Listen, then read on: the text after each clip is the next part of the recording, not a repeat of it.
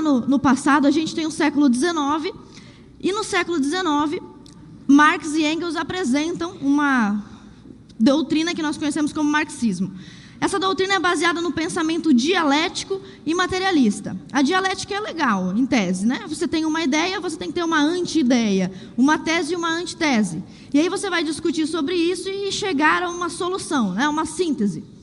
O marxismo aplicou essa ideia de dialética casou essa ideia com o materialismo, ou seja, o que importa, os seres humanos, o que eles são, dependem de onde eles trabalham, do sistema de produção. E aí criou duas classes que competem entre si, proletariado e burguesia. O marxismo original, o primeiro marxismo, tinha um sujeito revolucionário muito claro, que era o proletário. A gente sabe disso. Só que isso aí é muito démodé, está ultrapassado. E os próprios marxistas perceberam isso muito cedo.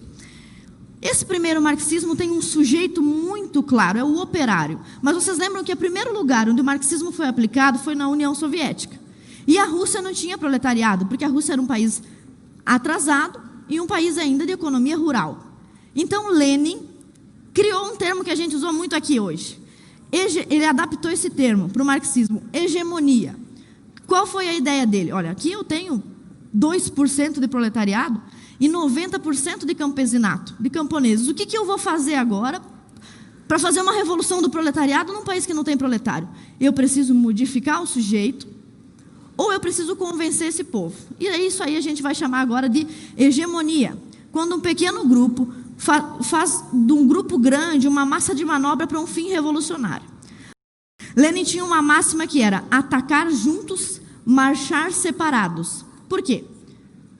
O campesinato e o proletariado não eram a mesma coisa. Uns estão trabalhando na roça, outros estão trabalhando na indústria. Mas eles atacavam juntos, embora marchassem separados. E tem algumas coisas que a gente tem que aprender com a esquerda. É verdade que a gente não vai concordar, eu adorei o que a Ana Paula falou, em 100%. A gente pode até marchar para um lado. O Beni vai para o negócio do armamento, Ana Paula para o esporte, eu vou para o lado do antifeminismo, cada um vai para um lado. Mas a gente ataca junto porque a gente tem um único inimigo.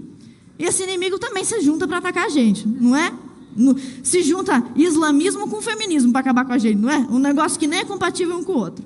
Bom, esse conceito de hegemonia, ele o marxismo vai sendo readaptado, assim como esse conceito de hegemonia.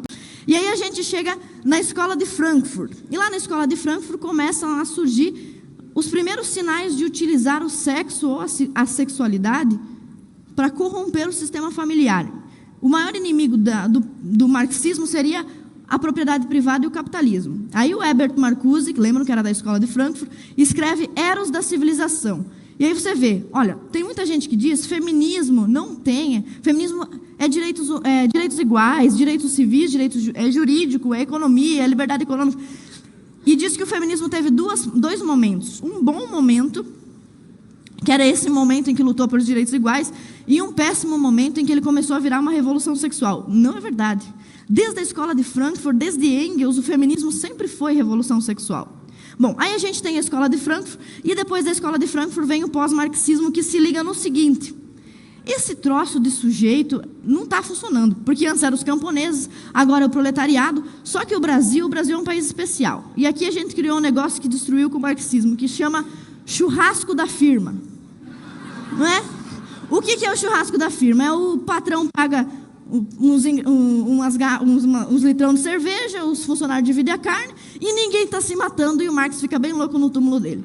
Ou seja, esse negócio de definir o sujeito, esse negócio de de delimitar um sujeito não estava funcionando. Aí vem o pós-marxismo para dizer o seguinte: olha, nós temos que criar um grupo revolucionário que possa ser qualquer pessoa. E daí por isso que hoje você vê multimilionários e banqueiros apoiando uma ideologia anticapitalista, que não faz sentido. Por quê? Porque o marxismo foi remodelado e agora ele não é mais um movimento que visa atacar política e economia. Ele visa atacar moral, religião, costumes, a sua família. É um novo modelo. E esses sujeitos são fluidos. Quer ver um exemplo? Em 1990, a década de 1990 começa e é o terror do comunismo. Acabou tudo ali. Por quê? Queda do Muro de Berlim e fim da União Soviética. Aí todo mundo pensa, é o fim desses loucos, né? Acabamos com eles. Só que, poucos anos depois, eu vou dar um exemplo para vocês na América Latina. Na Bolívia, em 1990, a Marcha Indigenista. Olha um novo sujeito aqui. Não é proletariado, esses caras não são proletariados, mas eles são um sujeito da Revolução. Aí a gente vai para a Argentina, no mesmo ano, primeira parada do orgulho gay. Ué, caiu o muro de Berlim, ali ontem, no ano seguinte já tem um novo sujeito marxista. Vamos para o Brasil. O Dom Bertrand falou brilhantemente. Eco 92, lembram disso? Os ecos chatos. E vai nascendo eles brotam de tudo que é lugar, eles se multiplicam. E vamos para a Venezuela. Mesma década, as 2 tentativas de golpe do Hugo Chávez. Viu como eles se remodelaram? Muito rápido. Se remodelaram muito rápido. E a gente tem que aprender isso também. Então, o movimento marxista ele tem 2 fases. A primeira que tinha um sujeito bem correto, lá todo mundo sabia, é o proletariado. E depois ele se remodela e cria um sujeito fluido. Qualquer pessoa pode ser revolucionária hoje. O cara é da burocracia, ele é da elite, ele é filho de banqueiro, ele é multimilionário e ele quer ser revolucionário socialista. Isso só é possível porque o marxismo se remodelou. O feminismo foi a mesma coisa. Aparentemente, o primeiro momento do feminismo era uma luta pelos direitos civis, jurídicos, direito à propriedade, direito de votar, aparentemente.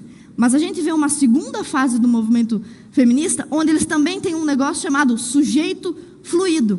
E a Ana Paula exemplificou perfeitamente. Hoje, nós, mulheres conservadoras, temos que discutir os nossos interesses de mulher com um homem feminista.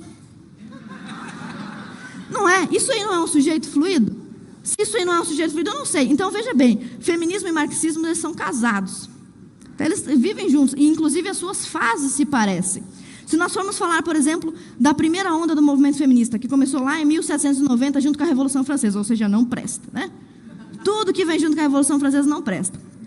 E o movimento feminista surge nesse contexto. A primeira feminista, Mary Wollstonecraft, escreveu um livro chamado Reivindicações dos Direitos das Mulheres. Aparentemente, ela só queria que as mulheres pudessem estudar ou trabalhar. Mas no livro dela, em 1790, ela defendia que homens e mulheres, meninos e meninas, se fossem educados da mesma forma em uma escola pública, obrigatória, compulsória, seriam iguais. Isso é verdade? Não. Esse feminismo é de que onda? Primeira onda. Então já tinha gente mentindo na primeira onda.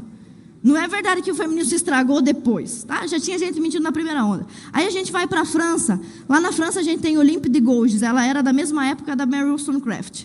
A Olympe de Gouges foi guilhotinada pelo Robespierre. Quem era Robespierre? O líder do governo do terror. Que se tem esse nome de governo do terror, só pode ser de esquerda. Então, os revolucionários de esquerda foram os responsáveis pelo assassinato da primeira feminista na França.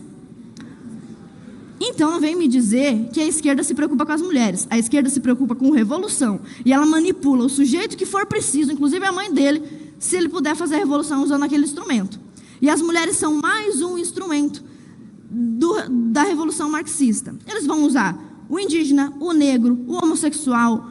Se não der nada certo, daqui a pouco eles vão usar o homem branco. Não sei que justificativa eles vão achar para isso. Mas eles vão usar um sujeito.